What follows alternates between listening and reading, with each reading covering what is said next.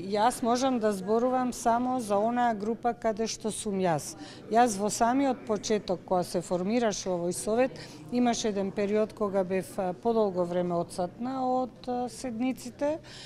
Меѓутоа, дека има проблеми, еве се обидуваме сега да ги расчистиме, да ги детектираме и да видиме што може да се расчисти, се со цел да ефективно како совет допринесеме во она што значи потреба од државата на промена на легислативата. Да повторам, во оној дел каде што се работи законот за судови и законот за судски совет, постојано сме во некакво заседание, да така кажам. Јас доставувам материјали до кои ќе дојдам, доставувам материјали она што работел Институтот за човекови права или она што јас како личност од некаде имам добиено информации, споделувам искуства и нешто се прави. Каде е проблемот во релациите со Министерството, со владата? Значи, тие кои што имаат проблеми, нив треба да ги прашате. Она што јас можам да го кажам е дека меѓу другото настана и еден проблем околу правење на таа комисија која што ќе работи на повторување на постапките.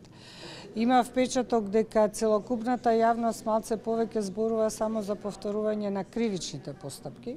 Јас тука не би се сложила, има многу проблеми и во граѓанското право, има проблеми можеби и во делот на управната постапка, каде што одредени претходни ситуации се наследени, како и да е прашањето на отсуство на фер судење е предмет на големи жалби и на големи поплаки.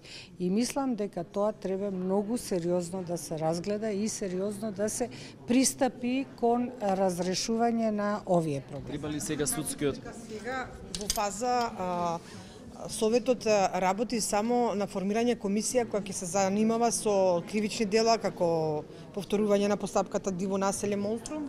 Тоа сакате да го кажете или? Не сакам тоа да го кажам. Сакам да кажам дека идеја беше да се формира и некоја група која што ќе работи на оваа проблематика.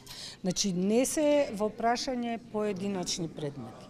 Во прашање е пристап тамо каде што на некој начин може да се утврди дека отсуствуваат стандардите на фер судска постапка.